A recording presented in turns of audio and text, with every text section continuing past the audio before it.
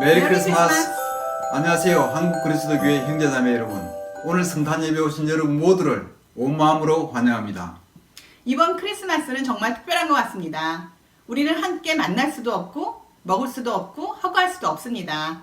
그러나 그 어느 해보다 예수님이 우리의 주님이 되시고 진정한 소망이 되심을 깨닫는 은혜의 크리스마스인 것 같습니다. 제가 성경 한 구절을 읽겠습니다. 누가복음 2장 14절입니다.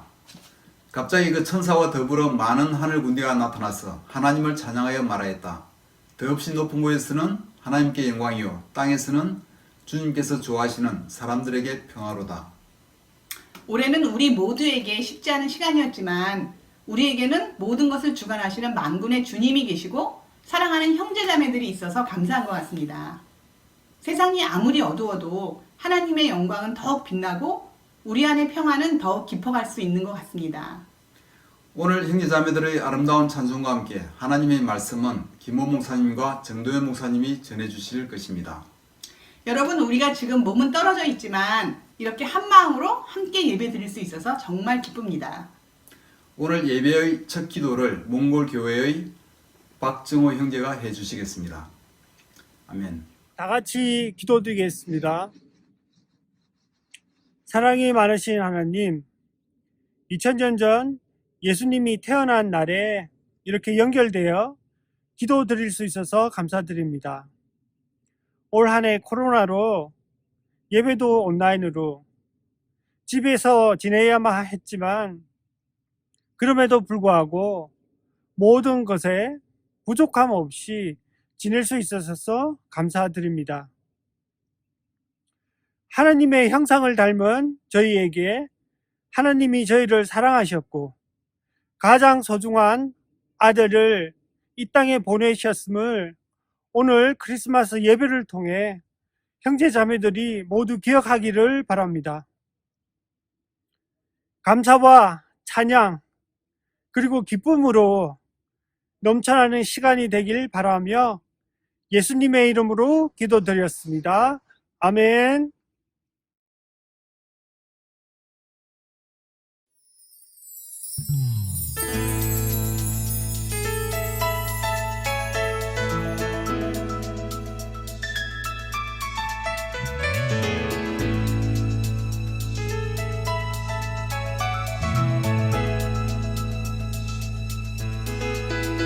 참 반가운 신도여 다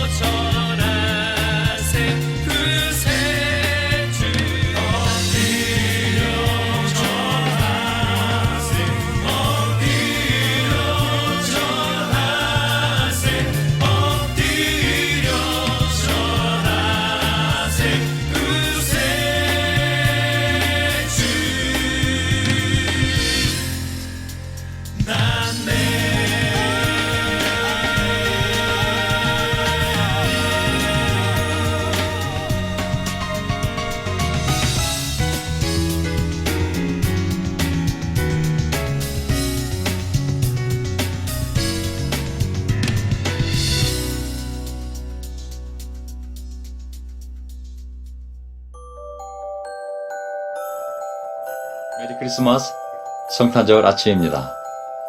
코로나가 생각보다 오래 가네요. 바라기는 하나님께서 그분의 능력으로 코로나와 함께 했던 이 시간들을 빨리 종식시켜 주시고 2021년 새해에는 정말 새로운 희망 가운데 또 새로운 관계로 또 새로운 도전으로 자신의 백성들을 인도해 가주시기를 간절히 바랍니다. 오늘 아침 저는 구약 말씀을 통해서 예수 그리스도께서 이 땅에 오신 배경을 살펴보고 그로 말미암아 예수님의 성탄절 의미를 다시 한번 되새겨보는 시간을 갖고자 합니다. 전 창세기 1장부터 시작하겠습니다. 창세기 1장 27절 하나님이 당신의 형상대로 사람을 창조하셨으니 하나님이 그들에게 복을 베푸셨다. 하나님이 손수 지으신 모든 것을 보시니 보시기에 참 좋았다. 삼위 하나님의 사랑과 선한 뜻으로 창조되어진 이 세상 얼마나 아름답고 얼마나 좋았을까요? 또 하나님의 형상대로 지으심을 받은 우리 인간은 그 하나님과의 관계 안에서 평화를 누리며 하나님을 신뢰하며 하나님을 순종하며 얼마나 복된 인생을 살고 있었을까요? 하지만 세상에 죄가 들어오게 되었고 인간은 죄를 지은 말미암아 그의 죽음이 확정적이 되었고 그리고 그의 삶은 하나님 관계가 단절되며 고통스러운 삶이 시작됨을 보게 됩니다. 창세기 3장 17절을 보면 이제 땅이 너 때문에 저주를 받을 것이다. 너는 죽는 날까지 수고를 하여야만 땅에서 나는 것을 먹을 수 있을 것이다. 너는 흙에서 나왔으니 흙으로 돌아갈 것이다. 그때까지 너는 얼굴에 땀을 흘려야 나다를 먹을 수 있을 것이다. 너무 안타깝네요. 하나님 안에서 누렸던 이 복된 삶이 이제 하나님 관계 단절뿐만 아니라 끝없는 삶에 대한 두려움과 그리고 애처로운 삶의 수고가 인간에게 주어진 대가였습니다. 우리 창세기 6장에 가게 되면 인간들 간의 관계와 이 사회는 어떻게 되었을까? 6장 12절 하나님이 땅을 보시니 썩어 있었다. 살과 피를 지니고 땅 위에서 사는 모든 사람들의 삶이 속속들이 썩어 있었다. 하나님이 노아에게 말씀하셨다. 땅은 사람들 때문에 무법 천지가 되었고 그 끝날이 이르렀으니 내가 반드시 사람과 땅을 함께 멸하겠다. 아름다웠던 세상, 하나님 안에서 복되었던 인간의 삶은 이제 하나님의 관계가 단절되었을 뿐만 아니라 급속히 하나님의 형상을 잃어버리며 또 인간성이 타락해가며 이제 사람들의 영혼은 난폭해졌고 이제 그들 가운데 끝없는 탐욕으로 인해 다툼과 폭력, 살인, 전쟁으로 이 세상이 가득 차게 되었습니다. 거룩하고 공의로우신 하나님은 바로 이 죄악들을 심판하셔야 됐고 바로 이 노아 홍수를 통하여 노아 홍수 심판을 통하여 한 명도 빠지지 않고 노아 가족 8명 외에 모든 생명을 죽음에 이르게 하셨습니다. 하지만 우리도 알다시피 하나님은 다시 새 인류를 창조하시고 그리고 그 계획 가운데 노아의 가족을 축복하셔서 다시 하나님과의 복된 관계를 누리며 복을 받으며 살게 하셨죠. 하지만 시간이 흐르면서 그 후손들은 점점 하나님을 잊게 되었고 세상에 흩어지면서 이제 더 이상 하나님을 섬기지 아니하며 각자의 신을 만들어 우상을 섬기는 그러한 타락한 삶을 살게 됩니다. 하지만 하나님은 그들을 사랑하시기에 그들을 끝까지 포기하지 아니하시고 언젠가 다시 그들을 불러 모아서 하나님 관계를 회복시키시고 그리고 그들과 복된 사랑의 관계를 누리시기 위하여 그들을 불러 모으는 그 계획을 실천하시는데 바로 그 첫걸음이 아브라함을 선택하시고 부르신 사건이었습니다. 창세기 12장 1절 주님께서 아브라함에게 말씀하셨다. 땅에 사는 모든 민족이 너로 말미암아 복을 받을 것이다. 세상 모든 민족이 너의 자손의 덕을 입어서 너의 자손의 덕을 입어서 복을 받게 될 것이다. 아멘. 하나님의 계획은 이렇습니다. 아브라함을 선택하시고 그리고 아브라함의 후손들 가운데 언젠가 하나님의 때가 되면 많은 후손 가운데 한 후손이 나올 건데 그 후손을 통하여 모든 민족이 모든 사람이 복을 받게 하는 것이었습니다. 그 복은 바로 다시 하나님께로 돌아와 하나님을 올바로 알고 그들의 모든 죄악을 용서받으며 하나님 안에서 평안을 누리며 행복하게 사는 삶이었겠죠. 자, 이제 그때가 오기까지 아브라함과 이삭의 아들 야곱의 후손들이 한 나라를 이루고 그리고 새로운 약속의 땅에 들어가 하나님의 말씀대로 살게 되지만 그들 역시 타락한 본성을 지닌 인간인지라 또 시간이 흐르면서 하나님을 잊게 되었고 또 우상을 섬기며 하나님의 거룩한 공의를 무시하며 살게 되었을 때 결국 그들은 하나님의 심판을 받아 이제 여러 민족 가운데 흩어져 살며 나라를 잃고 주권 없이 고통스러운 삶을 사는 역사를 맞이하게 됩니다. 우리가 알다시피 거의 700년 기간 동안 아시리아, 바벨로니아, 페르시아 그리고 그리스 제국, 로마 제국에 이르기까지 거의 700년 동안을 나라를 잃고 식민 지배를 받으며 이제 마음속에 간절히 하나님의 약속대로 우리 가운데 오셔서 임마누엘 우리 가운데 오셔서 정말 새로운 왕을 세워주시든지 아니면 하나님의 왕이 되셔서 이 나라를 다시 하나님의 나라로 회복시켜 주시기를 간절히 바라는 그러한 사상과 마음이 그들 가운데 절실히 자리를 잡고 있었습니다.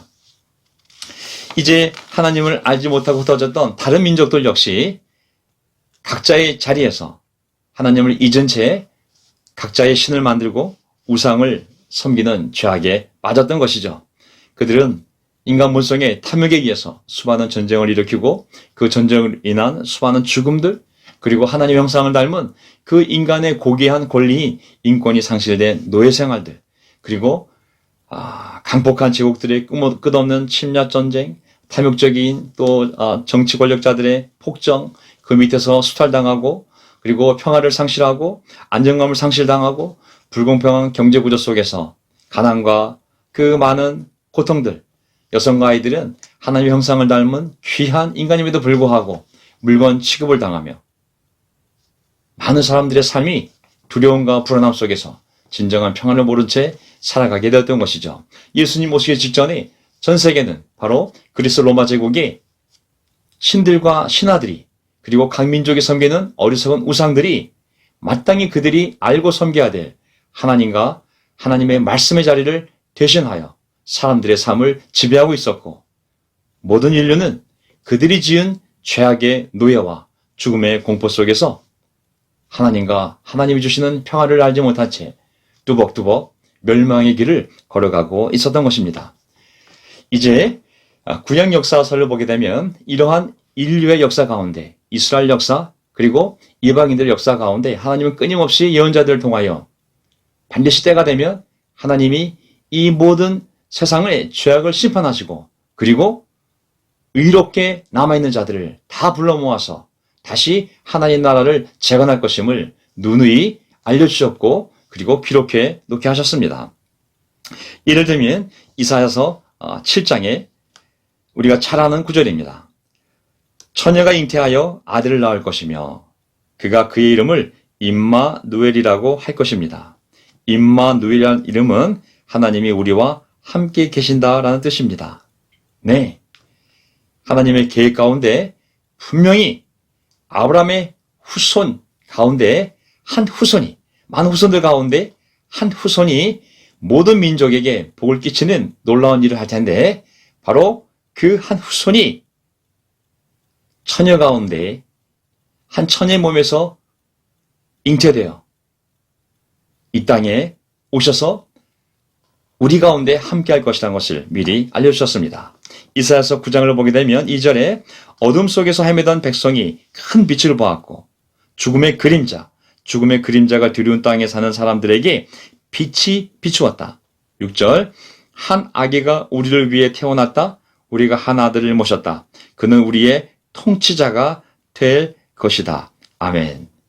처녀의 몸에서 태어날 이 아기는 이제 인류를 짓누르고 있던 그 죽음의 어둠을 거두어내고 그 어둠 가운데 참 빛을 비추실 것이며 이제 그들의 왕이 되셔서 친히 그들을 다스려 주실 것임을 예언해 놓았던 것이죠.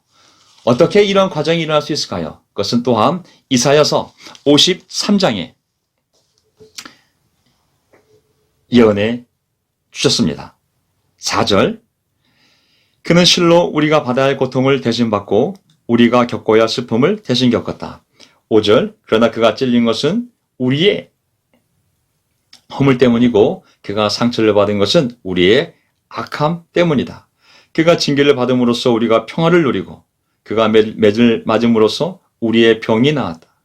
우리는 모두 양처럼 길을 잃고 각기 제 갈 길로 흩어졌으나 주님께서 여호와께서 우리 모두의 죄악을 그에게 지우셨다. 아멘. 우리가 잘 아는 이사야 53장 고난받는 종의 이야기입니다. 바로 이 종은 인류를 통치하시기 위하여, 인류를 구원하기 위하여 오실 분이지만 하나님의 말씀에 절대 순종하는 종의 모습으로 오셔서 이제 하나님의 뜻대로 그 흩어진 제각기 죄를 지으며 멀리 하나님에서 떠나간 그 모든 인류를 구원하시기 위하여 어떤 일을 하실지를 미리 알려주신 것이죠. 그것은 바로 모든 사람의 죄악을 자기 등에 지고 대신 죽음으로 말미암아 사람들의 영혼을 하나님께로 인도하게 될 하나님의 고난받는 종으로서의 사역임을 우리에게 알려주고 있습니다. 미가서 5장을 보게 되면 미가 예언자는 예수님 오시기 전에 약 700년 전에 활동하던 예언자인데 이미 이 예언자를 통해서 하나님은 그 고난받는 종이 어디서 태어날지를 알려주신 것이죠. 5장 2절, 그러나 너 베들레헴 에브라다야, 너는 유다의 여러 족속 가운데서 작은 족속이지만 이스라엘을 다스릴 자가 너에게서 내게로 나올 것이다. 그의 기원은 아득한 옛날 태초에까지 거슬러 올라간다. 어디서? 바로 전 세계에서 가장 보잘것없는 그 작은 나라의 작은 거울인 베들레헴에서 태어날 것이지만 그분의 기원은 아득한 먼 옛날 태초에까지 거슬러 올라가야 하는 바로 하나님이심을 우리에게 알려주신 것입니다.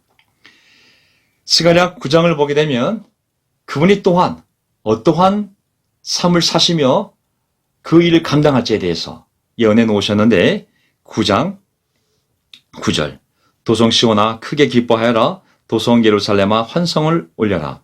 너의 왕이 너에게로 오신다. 그는 공의로우신 왕, 구원을 베푸시는 왕이시다. 그는 온순하셔서 겸손하셔서 나귀 곧 나귀 새끼인 어린 나귀를 타고 오신다. 아멘. 여기 보게 되면 그분은 왕이시라고, 여러분들을 인도할 왕이시라고, 여러분들을 구원할 왕이시라고. 하지만 그는 너무 겸손하셔서 우리가 알다시피 그의 탄생조차도 마구간에서 태어나시며 그가 자기의 나라에 오실 때, 자기의 도성에 입성하실 때 가장 낮은 나귀 새끼를 타고 입성하실 만큼 겸손한 분임을 우리에게 미리 알려주셨습니다. 하지만 사람들은 이를 알지 못하고 그분이 오셨을 때 그분의 놀라운 가르침과 기적에도 불구하고 그를 은 30냥 곧 한 노예가 받는 그 노예값에 팔려가는 그러한 업신여김을 받을 것이며, 비록 그분이 그 자신들을 하나님께로 돌아가기 위하여 그들의 죄를 대신 짊어지고 나무 십자가 위에 달려 죽으실 것에도 불구하고 사람들은 그 모습을 보고 마치 그들의 문제가 아니라 그 예수님 자신의 죄를 지고 그가 나무에 달려 하나님의 저주를 받아 죽은 것이라고 오해할 것이라고 미리 성경은 우리에게 알려주신 것이죠. 이분이 바로 이 아침 그분의 탄생을 축하하는 하나님의 아들 예수 그리스도이십니다. 이제 이어서 우리 김호 목사님께서 신약 말씀을 통하여 이 땅에 오신 영광스러운 탄생 이야기를 우리에게 전해주시겠습니다. 메리 크리스마스. 사랑하는 그리스도의 교회 형제 자매 여러분, 하나님의 은혜와 평강이 가득한 성탄이 되기를 기원합니다. 오늘 저는 여러분들과 함께 성탄의 기쁜 소식을 함께 나눌 수 있어 무척 기쁘고 감사합니다. 정도의 목사님이 전해주신 말씀처럼 구약에서는 하나님이 많은 증거로서 우리들에게 메시아를 보내주실 것을 약속하셨습니다. 그리고 마침내 그 메시아이신 예수님이 이 땅에 오셨습니다. 천사들은 그분의 탄생을 제일 먼저 목자들에게 알리셨습니다.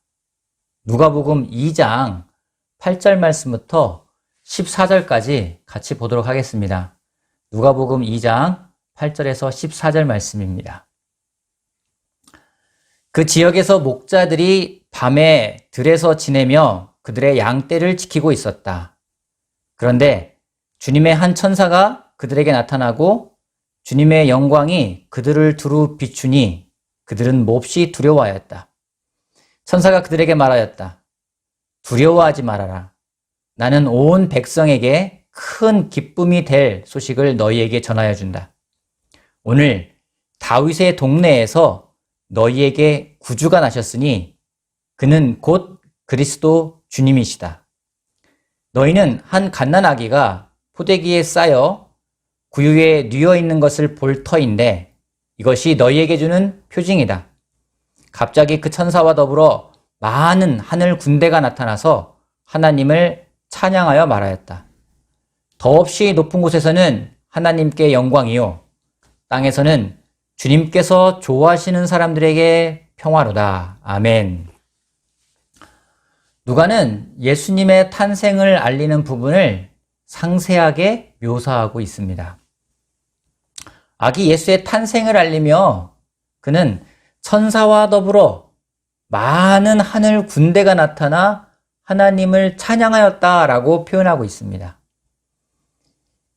예수님의 탄생을 알리는 과정이 비밀리에 하신 것이 아님을 우리는 알 수 있습니다.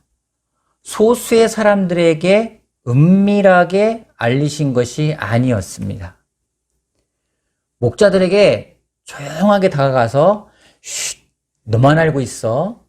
이거 비밀인데 오늘 메시아가 탄생했어. 라는 방법으로 예수님의 탄생을 알리지 않았습니다. 모두가 다 알 수 있는 방법으로 그분의 탄생을 알리셨습니다. 마태복음에서는 동방의 박사들이 별을 보고 찾아왔다라고 기록되어 있습니다. 이들은 예루살렘으로 오는데 최소한 1년 넘게 걸리는 곳에 사는 사람들이었습니다. 예수님이 태어난 날 바로 예수님이 계신 마국간으로 온 것이 아니라 최대 2년 정도의 오랜 시간을 여행을 하면서 온 멀리 있는 곳에 있는 사람들이었습니다.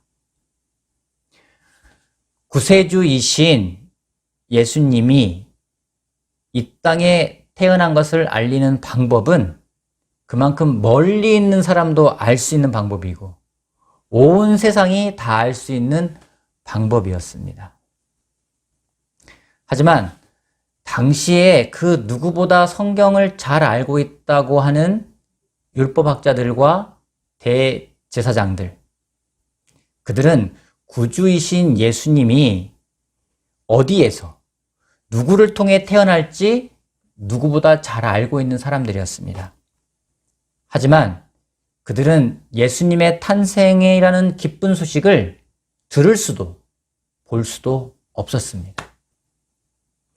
여러분, 성탄이라는 이 기쁜 소식은 누가 들을 수 있는 것이고 성탄이라는 이 소식은 누구에게 기쁜 소식이 될 수 있을까요? 오늘 그러한 제목을 가지고 3가지 포인트로 같이 이 성탄의 기쁨을 같이 할 수 있는 그런 방법들을 같이 배워보는 시간을 갖고자 합니다. 첫 번째는 깨어있는 사람이 성탄의 기쁨을 누릴 수 있습니다. 라는 것입니다. 예수님의 탄생을 알게 된 목자들과 동방박사들, 그들의 공통점이 있습니다. 무엇인지 아십니까? 그들은 다른 사람들이 잠들어 있는 시간에 깨어 있는 사람들입니다. 남들은 깊은 잠에 빠져 있는 시간에 그들은 깨어서 양을 지키고 깨어서 별을 관찰하는 사람들입니다. 우리는 여기서 한 가지 배울 수 있는 것이 있습니다. 성탄은 깨어있는 사람들에게 기쁜 소식이 된다라는 것입니다. 또한 성탄은 깨어있는 사람들이 그 기쁜 소식을 들을 수 있다는 것입니다. 이것은 지금도 동일합니다. 깨어있지 않으면 오늘 우리가 맞이하는 성탄은 결코 기쁜 소식이 될 수가 없습니다. 부활하신 후에 승천하신 그 예수님은 이 땅에 다시 오실 것을 우리들에게 약속하셨습니다. 그리고 우리에게 당부하신 것 중에 한 가지가 무엇인지 깨어있으라 라는 것이었습니다. 여러분, 깨어있다라는 것이 무엇일까요? 신체적으로 그냥 깨어있는 것을 말하는 것일까요? 저는 깨어있다라는 것이 하나님의 말씀에 민감한 것이라고 생각을 합니다. 하나님은 지금도 계속해서 우리들에게 말씀을 하고 계십니다.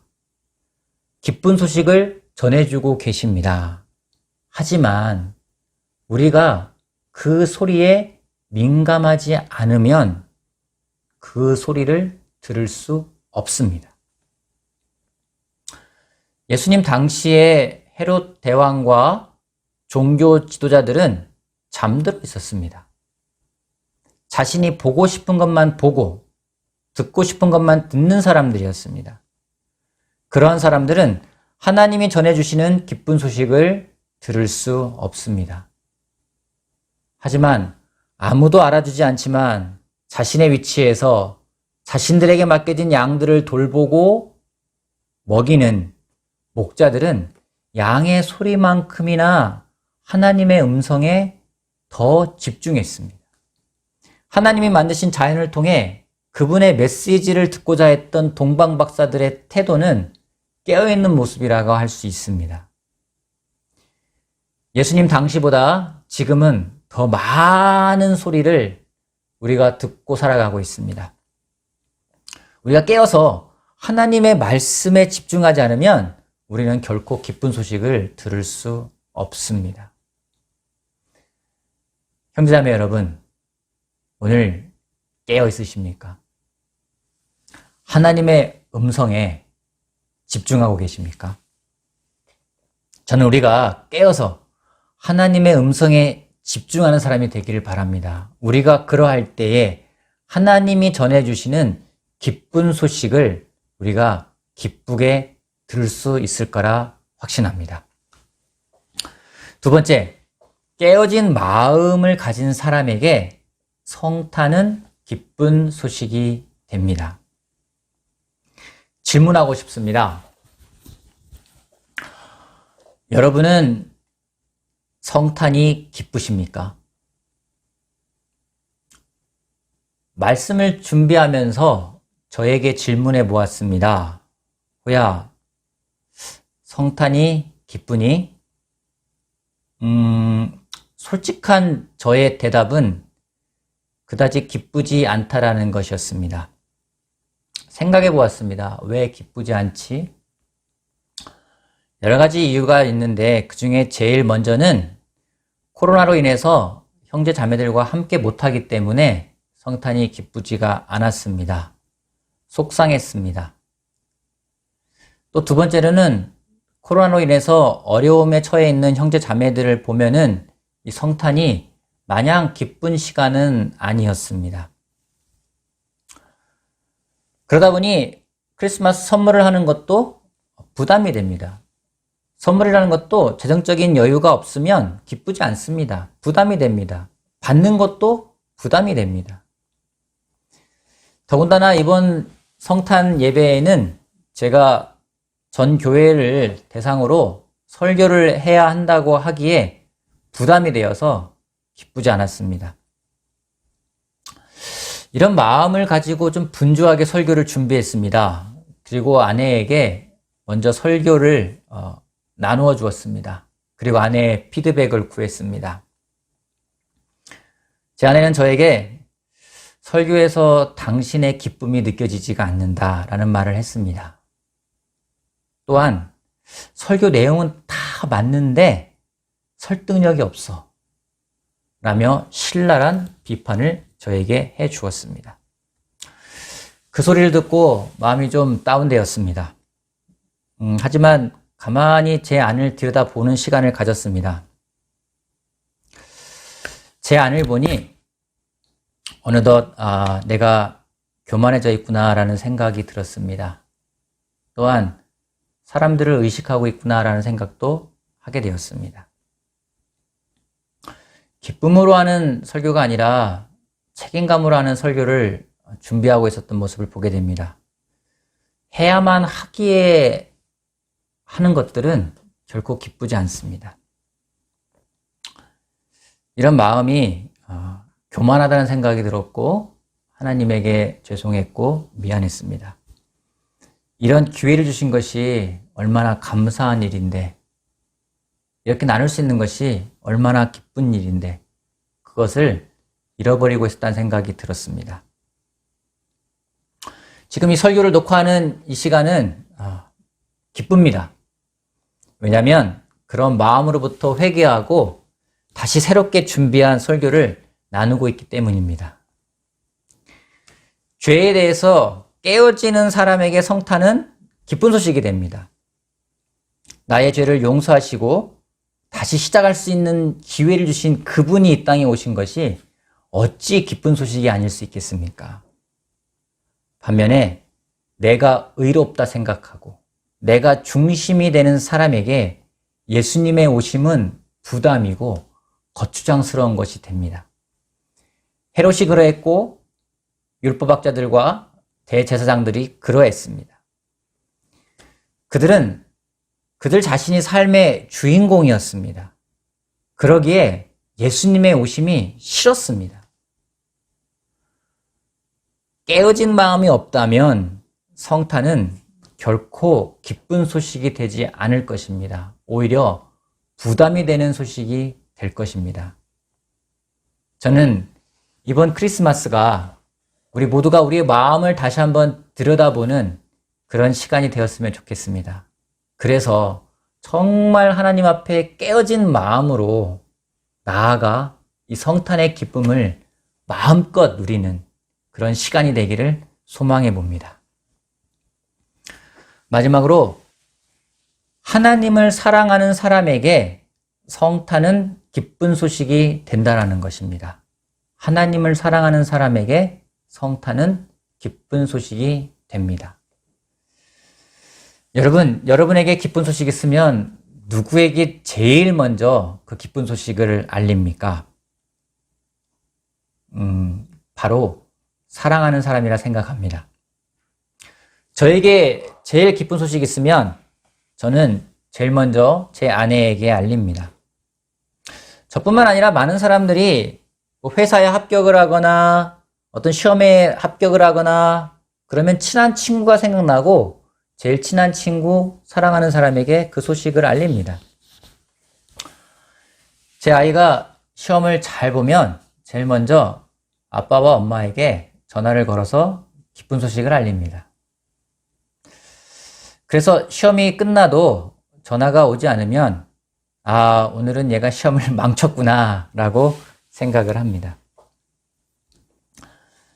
기쁜 소식은 사랑하는 사람에게 제일 먼저 전하기 때문에 하나님은 그 예수님의 탄생이라는 그 기쁜 소식을 사랑하는 사람들에게 제일 먼저 알리셨습니다. 그런데 기쁜 소식을 내가 전에 들어도 전에 듣는 사람이 그 소식을 전하는 사람을 사랑하지 않으면 그 소식은 기쁜 소식이 되지 않습니다. 오히려 걸림돌이 되거나 기분이 나쁠 수도 있습니다. 이것은 여러분이 그 사람을 사랑하는지 사랑하지 않는지를 알 수 있는 방법이기도 합니다. 여러분 주변에 형제나 자매가 잘 되었다라는 말을 들으면 여러분들 마음은 어떻습니까?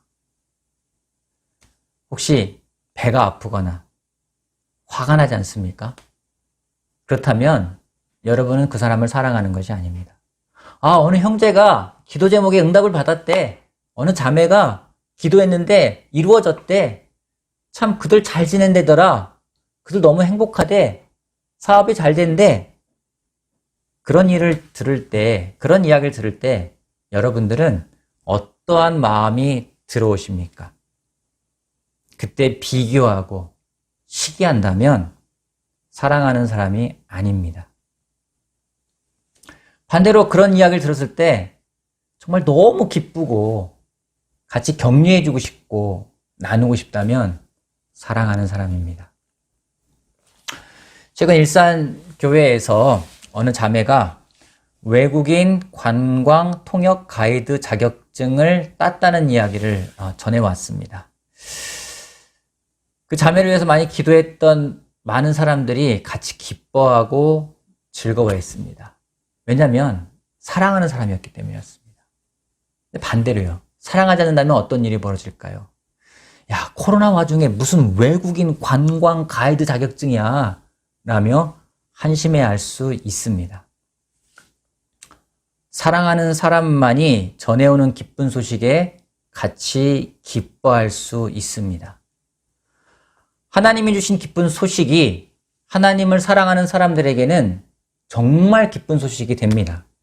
하지만 하나님 이외에 다른 것을 사랑한다면 하나님이 전해주는 기쁜 소식은 기쁜 소식이 아니라 걸림돌이 될 것입니다. 헤롯과 율법학자들과 대제사장이 그러한 사람들이었습니다. 하나님이 이스라엘 민족에게 메시아를 보내겠다고 말씀하시고 400년, 아니 그 수천 년의 시간을 그들이 기다렸습니다. 너무나 기다렸습니다. 하지만 정작 그 메시아가 왔을 때 그들에게 그 메시아는 걸림돌이었습니다. 왜냐하면 하나님을 사랑한 것이 아니라 그들의 전통과 그들의 권력을 사랑하는 사람들이었기 때문에 기쁜 소식이 아니었습니다. 하나님을 사랑하는 사람들에게는 성탄이 기쁜 소식이 됩니다. 성탄이라는 것을 칭할 때 그 앞에 많은 수식어가 붙습니다. 기쁜 성탄, 즐거운 성탄, 행복한 성탄. 그 모든 표현들이 따뜻하고 긍정적인 표현들을 붙이고 있습니다. 사랑하는 그리스도의 교회 형제자매 여러분, 저는 우리 모두 깨어있는 마음으로 그리고 깨어진 마음으로 무엇보다 하나님을 사랑하는 마음으로 그러한 성탄이 되기를 소망해 봅니다. 다시 한번 성탄의 기쁨이 여러분에게 가득하기를 바랍니다. 메리 크리스마스. 감사합니다.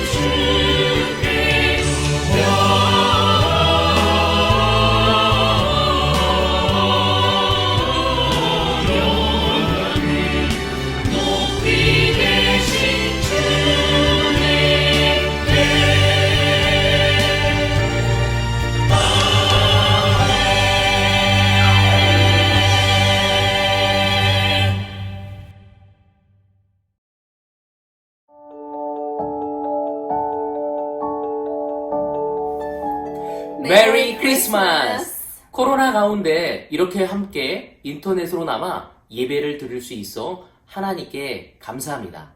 오늘 이 성탄절이 우리에게 얼마나 큰 기쁨이고 은혜인지를 크게 느낄 수 있습니다.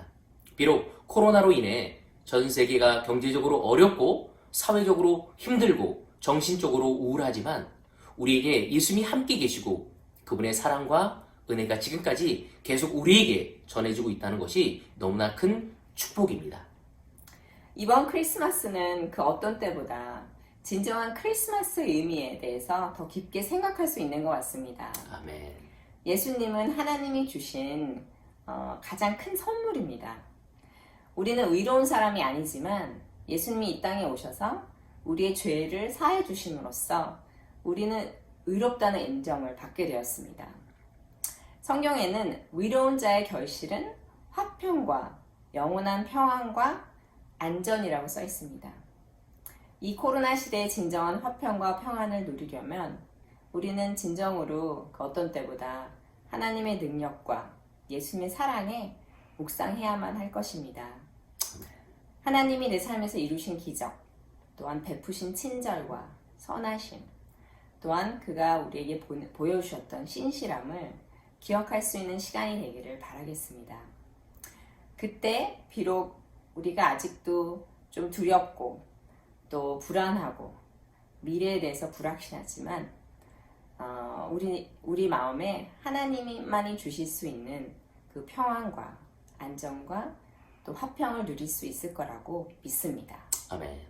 오늘 말씀을 전해주신 우리 정도현 목사님과 김홍 목사님의 그 말씀을 기억하면서 그분의 능력과 은혜 속에서 새로운 세상, 새로운 변화를 맞이하는 우리 모두가 되기를 소망합니다. 오늘 이 예배를 마치면서 분당교회에 있는 박찬동 형제가 기도해 주시겠습니다. 자, 이제 우리 마지막 기도를 함께 드리도록 하겠습니다. 아기 예수를 우리에게 보내주신 하나님 감사를 드립니다. 오늘 성찬절을 맞이해서 저희가 함께 연합으로 기념 예배를 드렸습니다. 예수님께서 인간의 몸으로 오셔서 사람들과 함께 하시고 또 사람들이 알아들을 수 있는 말과 언어로 저희들에게 하나님의 뜻을 나타내 주셨음에 너무 감사를 드립니다. 주님께서 오신 것이 얼마나 큰 축복이고 얼마나 큰 기쁨인지 많은 사람들이 정말 놀랍게 찬양했습니다. 저희도 또한 함께 찬양했습니다. 그 찬양할 수 있음에 감사를 드리고 특별히 오늘 저희가 모든 그리스도의 교회가 함께 연합해서 이렇게 다 같이 이렇게 한 마음으로 또 성탄을 축하할 수 있어서 너무나 좋았습니다. 요한복음 17장에 예수님 떠나가시기 전날 밤에 하나가 되라고 말씀하신 것을 저희가 또한 늘 기억하기를 원하고 예수님께서 주신 그 말씀을 각 지역에서 우리가 함께 똑같은 마음으로 또 각자의 삶에서 실천하고 전할 수 있는 우리 그리스도의 형제자매들이 될 수 있기를 간절히 원합니다. 다시 한번 주님의 탄생을 축하하고 또한 주님께서 우리에게 주신 그 의미와 또 그 삶의 목적을 잘 기억하면서 2021년도를 잘 준비할 수 있기를 또 원합니다. 이 시간 이후에도 저희가 놀랍게 또 하나님을 찬양하는 삶을 살기를 원하며 이 모든 말씀을 살아계신 주 예수 그리스도의 이름으로 기도드렸습니다.